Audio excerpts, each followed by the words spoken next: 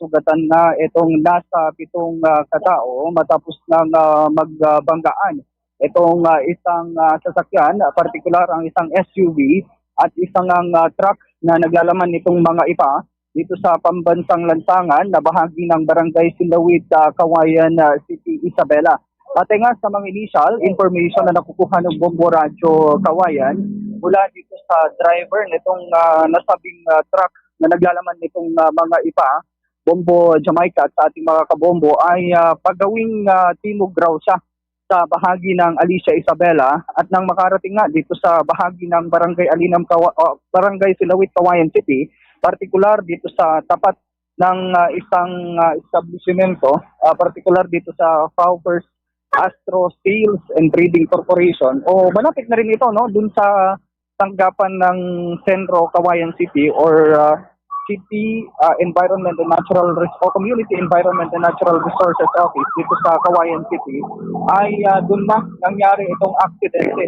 Pinasabing galing sa kabilang linya o galing south patungong norte itong nasabing SUV rito na involved na kung saan ay napansin naman itong driver ng truck na umagaw na ito ng linya itong nasabing SUV. That's why unti-unti na niya itong ipinagilid yung kanyang sasakyan. Subalit, despite nitong kagustuhan niyang ipagilid itong kanyang truck, ay nabangga pa rin ito nitong kasalubong na nasabi kong SUV na ito nga, based dito sa mga ipinapakita na rin nating mga videos, ay talagang nagkayupi-yupi or kumbaga totally wreck yung harapang bahagi nitong nasabi pong SUV na bumangga dito po sa nasabi pong truck na ito dito sa bahagi pa rin ng Barangay Silawit, Kawayan City. So, hindi rin naging madali sa mga rescuers yung naging pag-responde rito, lalo na at dahil sa pagkakayupi nitong harapan nitong nasabing SUV na ito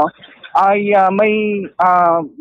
may mga sakay ito na hindi basta-basta na nailabas dahil sa medyo naipit dito sa mismong bahagi ng nasabing sasakyan. So kanina nakita natin na umalis na yung dalawang rescue vehicles na kung saan dala-dala rito yung isang lalaki at isang matanda. Una yung lalaki na talagang inuna yung medyo may malalang mga sugat. So dinala yung unang biktima, then kasunod niyan yung isang matanda na medyo nahirapan ang mga rescue 922 na tanggalin ito mula dito sa nasabing nayupi-yuping sasakyan. So kalaunan ay dinala na rin agad sa ospital itong nasabing biktima. Yung driver nito ay kasalukuyang pang nilalapatan ng lunas, medyo may malalim rin na sugat. Samantalang yung iba, so 3 na yon, Bombo Jamaica at sa ating mga kabombo, yung 4 naman na iba pang mga sakay ay maswerte namang mga galos lamang yung mga natamo nila na mga sugat. So when it comes dito, magkakapamilya pala ito or magkakaanak na kung saan isang pamilya na galing po sa Metro Manila at pauwi sana dito sa bahagi ng Nagilian, Isabela para sana sa paggunita ng ulas na lang, nangyari naman itong nasabing insidente or hindi inaasahan o hindi kagustuhan na aksidente dito sa bahagi po yan ng Barangay Silawit, Kawayan City. So far, yun pa lamang yung mga initial information natin na nakukuha sa ngayon, and we will provide yung mga further updates ng Bombo Jamaica sa ating mga kabombo sa mga susunod siguro ng mga palatuntunan para at least ay maibahagi pa po natin yung karagdagang mga detalye. So yung again, inuulit natin, yung una na dalawa na siguro sa assessment ng Rescue 922 kailangan ng agad dalhin sa pagamutan ay dinala na agad sa ospital. Samantalang itong isa, yung driver na mayroon ding may kalalimang sugat, nilalapatan pa rin ng lunas. Pero nakakaupo naman, so siya naman ay conscious. And yung 4 naman na iba pa is so far galos lamang din. Pero sinecheck pa rin yung kalagayan nila kasi may mga na tumama yung ulo, may mga gasgas sa ulo yung iba. And yung iba ay, yung marami sa kanila, itong mga nasabing mga victims, hindi rin nila alam kung paano yung nangyari. Kasi yung sakay ng SUV, kasi nakatulog raw sila that time, itong mga sakay ng nasabi kong SUV. yung mga sakay nila o mga pasahero nito nakatulog daw that time. That's why hindi nila namalayan yung pangyayari. So when it comes dito, nagtatanong pa sila sa atin sa kung ano yung nabangga ba nila, is it motorcycle? Pero yun nga, hindi nila ina-expect na yung truck pala yung nakabanggaan ng kanilang sasakyan. So yun, no? So when it comes rito, hindi rin natin sila makunan pa ng side as to dun sa kung paano ba yung nangyari rito. Pero based lang ito dun sa mga yung nakukuha natin na information is based lamang dun sa interview natin dito sa truck driver na nakita na lamang daw niya yung nasabing kasalubong niya na umagaw na ng linya. That's why unti-unti siyang tumagilid pero naabutan pa rin daw siya.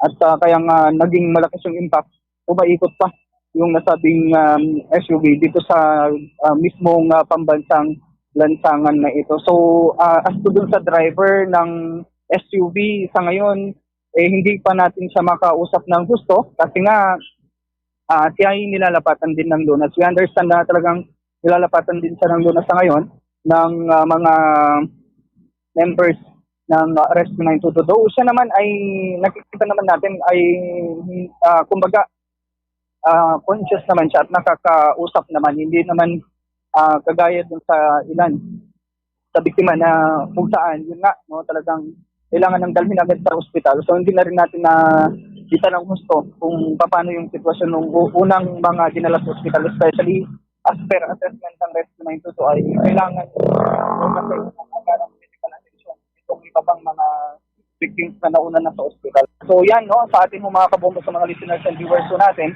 yung mga initial information pa lamang tayo. Ongoing din ngayon yung investigation ng mga kasapi ng PNP Kawayan City dito sa pinangyarihan ng insidente. So, kakapangyari lamang kasi ito at around, ngayon nga, no, mga pasado alas 2 ng hapon, nangyari itong nasabi kong insidente. That's why, yan po ay investigan din pa lang sa ngayon ng PNP Kawayan City as to dun sa further, no, na mga detalye kaugnay dito sa pangyayaring ito. So yan muna, no, sa ating mga kabombo, sa mga tagapakinig at mga tagapanood mo natin, yung mga update mula po dito sa Kawayan City. Ako po si Bombo Carvin Gamad, nagulat para sa number 1 and most trusted source of news and information, basta radyo, Bombo DZNC.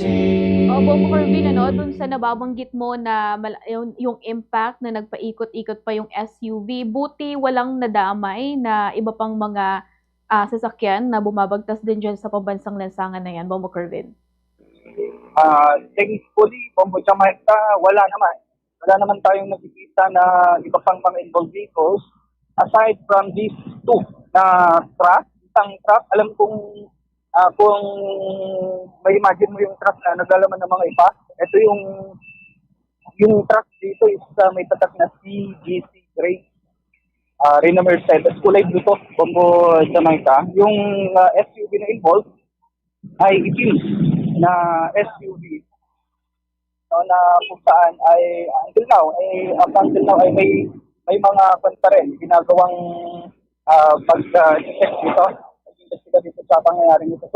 So far yan, yung isa sa mga involved lamang na nakikita natin. Wala namang ibang sasakyan, Bombo Jamaica, so far sa ngayon na nakikita natin.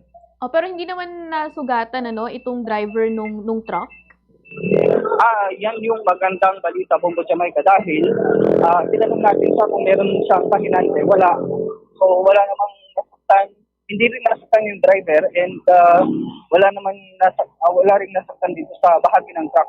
Yun lang, kasi Bombo Jamaica, kung pag-uusapan yung harapan ng truck, intact, no, buong-buo yung harapan nitong truck. Ang mismong binangga kasi nitong or nabangga na part nitong nasabing truck ay yung mismong likurang gulong. So parang pumailalim nga yung nasabing sasakyan rito kasi may mga parts pa ng sasakyan dito sa ilalim nitong nasabing truck na ito. So probably dun sa gitnang part na ng truck yung mismong nabangga nitong nasabing sasakyan, Bombo Jamaica, especially dito sa gulong na bahagi. Kung mapapansin yung current location ng truck, nasa kwarta pagawing outer lane na rin.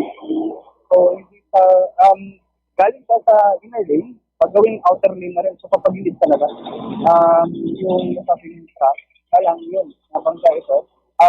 Yan ay yung binabanggit natin ngayon based na rin ito sa version mo kung Jamaica ng driver ng truck kanina nung nakakausap natin sa Bongo, Jamaica. Maraming salamat, Bombo Kervin. Report mula ho rito sa lungsod ho ng Kawayan, particularly dyan ho sa may bahagi po ng Silawit, Kawayan City, Isabela.